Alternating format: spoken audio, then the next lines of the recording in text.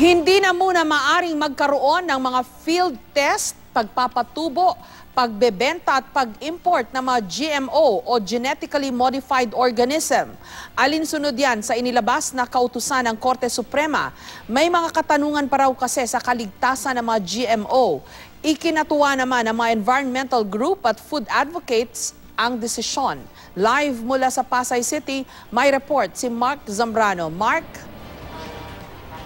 Jessica, dahil nga sa posibleng banta sa kalusugan ng mga kumakain ng mga ito ay pinagbawal na ng Korte Suprema ang field test, pagbebenta, pagtatanim at pag-i-import ng mga genetically modified organisms o GMO.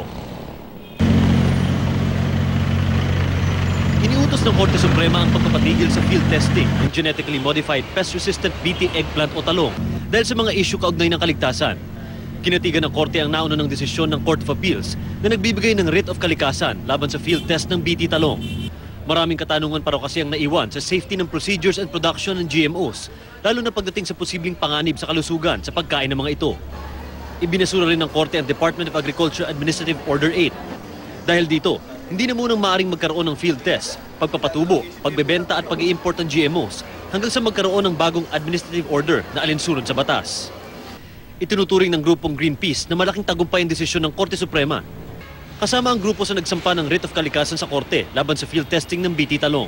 Ang desisyon naman na ito ay hindi lang ito para sa Greenpeace, kundi ito ay tagumpay ng mga mamamayang Pilipino, ng lalong-lalo ng ating mga magsasaka na ngayon ay makakahinga na ng maluwag. Ayon sa isang food advocate, matagal na raw merong GMO sa Pilipinas. Magandang balita raw para sa mga food advocate ang naging desisyon ng Korte Suprema. Paniwala kasi nila, may masama umanong epekto sa katawan ng tao ang GMOs.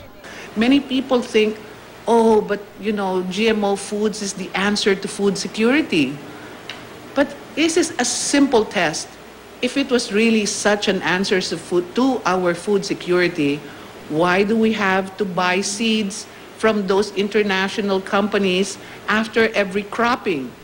Nakaka-alarma din daw ang agresibong breeding capability ng GMOs na maaring mag-cross-pollinate sa ating mga local breed ng mais at bigas at maging extinct ang local breeds. Katunayan, nasa mahigit 2,000 variety na lamang ng bigas ang natitira ngayon mula sa mahigit 3,000 varieties noon. What's happening is this technologically developed rice seeds easily crosses over and cross-pollinates with the natural one and eventually takes over.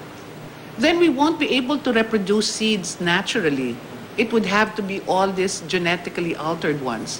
Ayon sa World Health Organization o WHO, imposibleng maglabas ng general statement kaugnay ng kaligtasan ng mga genetically modified na pagkain. Case-to-case basis daw kasi ang pagsusuri sa mga genetically modified na pagkain para masigurong ligtas ang mga ito. Gayunman, ang mga genetically modified na pagkain na nasa international market ngayon ay pumasa naman daw sa mga safety assessment.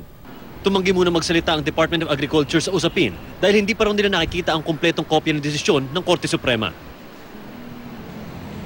Jessica, may isang grupo daw ng mga Nobel laureates na nagbuo ng kanilang grupo na tinatawag nilang Union of Concerned Scientists na nag-conduct ng sarili nilang independent research tungkol nga dito sa mga GMOs na ito.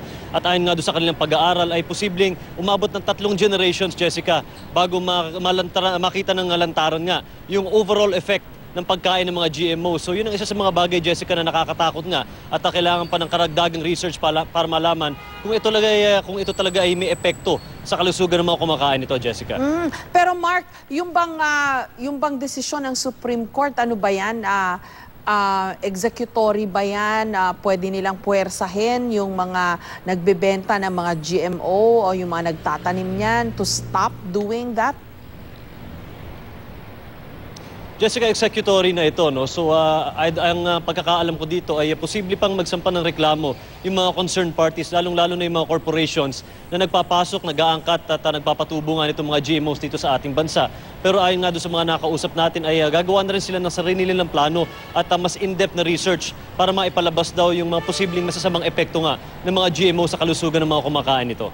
Kasi ang daming produktong GMO hindi lang natin siguro nalalaman yung mga nasa grocery, mga processed na pagkain, GMO rin pala, yung mga kung ano-anong mga products dyan. Paano kaya nila iisa-isahin itong lahat ng ito?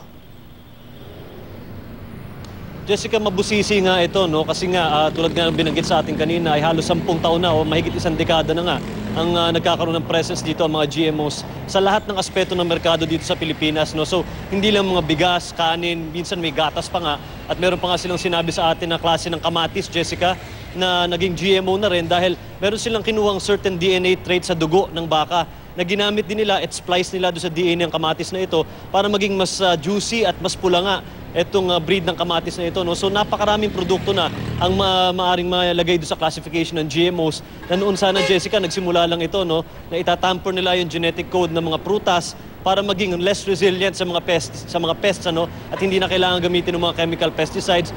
Ngayon pati yung mga kulay, pati yung timbang, pati yung shape ng mga prutas at gulay ay nadidikta na rin itong technology nga na sinasabing ginagamit dito sa GMO. So malayong usapan pa ito, Jessica, at talagang kailangan ng mas matinding research para malaman kung mas maraming negative effects ang pagkain ng mga ito. Okay. Kasi as in anything, Mark, no, kahit meron na ang Supreme Court decision on that, dun sa implementasyon, dun laging nagkakatalo eh. Kasi sa dami nga ng mga GMO foods na yan, paano natin susuriin lahat yan at sasabihin na dapat i-implement itong desisyon na ito ng Supreme Court.